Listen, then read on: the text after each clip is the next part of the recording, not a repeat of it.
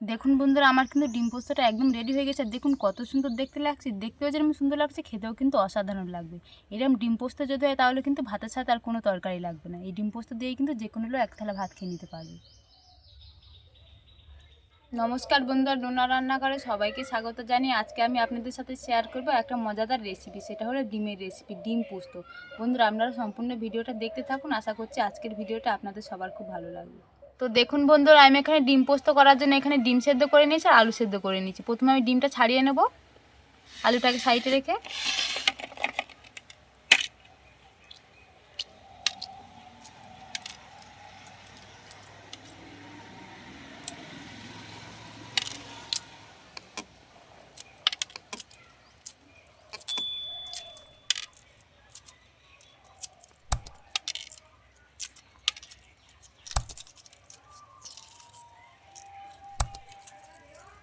একটা ডিম আমার ছাড়ানো হয়ে গিয়েছে, বাকিগুলো একই রকম করে ছাড়িয়ে নেব।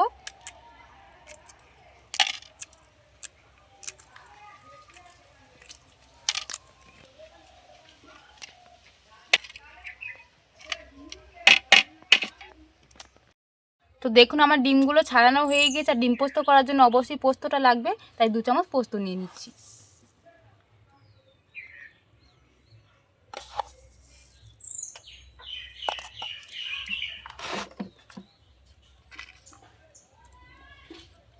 চারটে কাঁচা লঙ্কা দিয়ে আমি বেটে নেবো। এবার আমি পোস্তটা বেটে নেব। এর মধ্যে একটু জল দেবো, এবার বেটে নেব।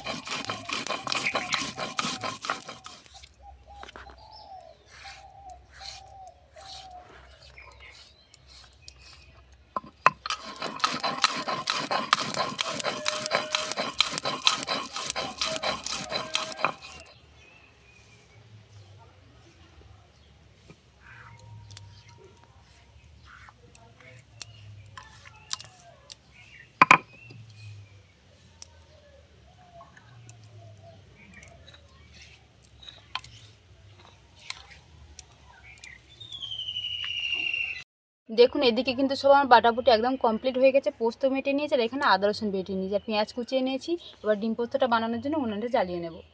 উনানটা জ্বালিয়ে নিয়েছি। প্রথমে আমি ডিম আর আলুটা ভেজে নেব। তার জন্য কড়ার মধ্যে সরষের তেল দিয়ে দিচ্ছি।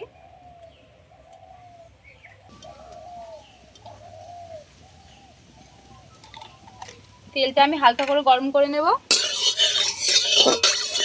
আমি কিন্তু আজকে সম্পূর্ণ রান্নাটা একদম সরষের তেলে করব।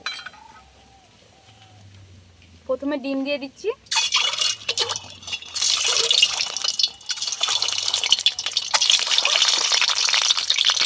ডিমগুলো এবারে ভেজে নেব।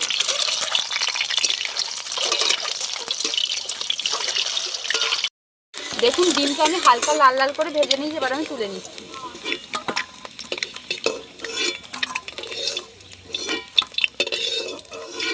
এবার আমি একই রকম করে আলুটাও ভেজে নেব।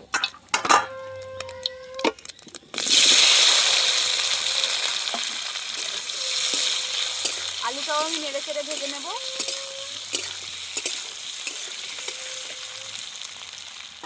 দেখুন আলুগুলো আমার ভাজা হয়ে গিয়েছে। এবার আমি তুলে নেব।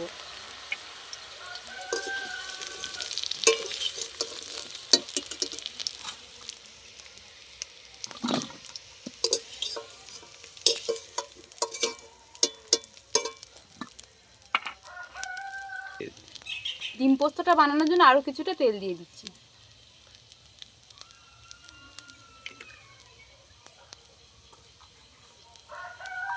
পেঁয়াজ দিয়ে দিচ্ছি। পেঁয়াজটা এবার আমি হালকা করে ভেজে নেব।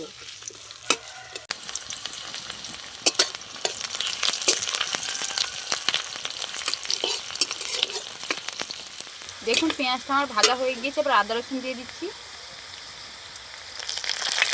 আদা রসুনটা খুব ভালো করে নেড়ে ফেলে নেবো, যাতে আদা রসুনের কাঁচা গন্ধটা কেটে যায়।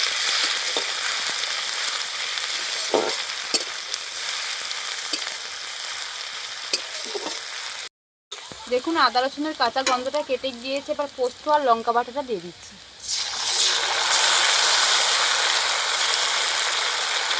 খুব ভালো করে এবার কিছুক্ষণ নেড়ে নেব।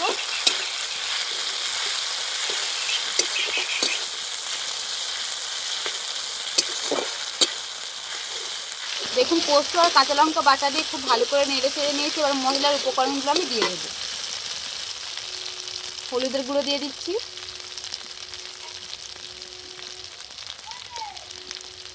নুন দিয়ে দিচ্ছি, লঙ্কার গুঁড়ো দিয়ে দিচ্ছি। এবার খুব ভালো করে কিছুক্ষণ নেড়ে চেড়ে নেবো যাতে মশলা থেকে তেলটা বেরিয়ে আসে। কিছুক্ষণ নেড়ে চেড়ে নিয়েছি। আর বাটা মশলার জায়গাগুলো ধুয়ে জল দিয়ে দিচ্ছি।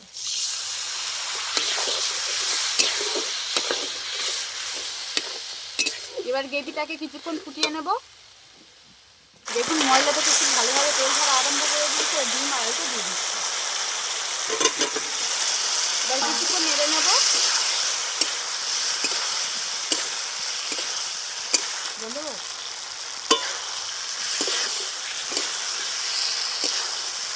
কিছুক্ষণ কষে নিয়েছি। আর পরিমাণ মতন জল দিয়ে দিচ্ছি।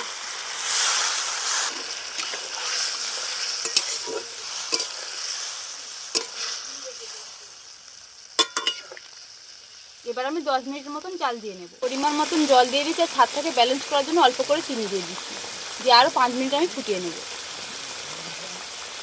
আমি 5 মিনিটের মতন ফুটিয়ে নিয়েছি। আর ডিম পোস্তটা আমার একদম রেডি হয়ে গেছে। দেখুন কত সুন্দর হয়েছে। এই দেখুন কালারটাও কিন্তু খুব সুন্দর এসেছে। এবার আমি নামিয়ে নেব।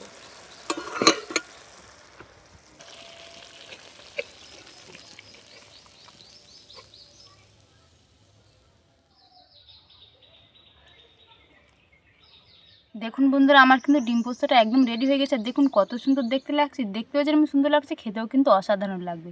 এরকম ডিম পোস্ত যদি হয় তাহলে কিন্তু ভাতের সাথে আর কোনো তরকারি লাগবে না। এই ডিম পোস্ত দিয়েই কিন্তু যে কোনো লোক এক থালা ভাত খেয়ে নিতে পারবে। আর প্রতিদিন ডিমের একই রকম তরকারি না করে একদিন এই ডিম পোস্ত বানিয়ে দেখবেন, খেতে কিন্তু অসাধারণ লাগবে। আজকে আমার এই ডিম পোস্ত রেসিপিটা যদি ভালো লেগে থাকে তাহলে বাড়িতে একবার বানিয়ে দেখবেন। আর ভিডিওটি যদি ভালো লেগে থাকে তাহলে লাইক করবেন। আর আমার চ্যানেলে নতুন হলে চ্যানেলটি সাবস্ক্রাইব করে পাশে থাকা বেল আইকনটি প্রেস করবেন। আর আমার ভিডিওটা স্কিপ না করে সম্পূর্ণ দেখবেন। আশা করছি সবার ভালো লাগবে। আজকের মতন ভিডিওটা এখানেই শেষ করছি। দেখা হচ্ছে পরের ভিডিওতে।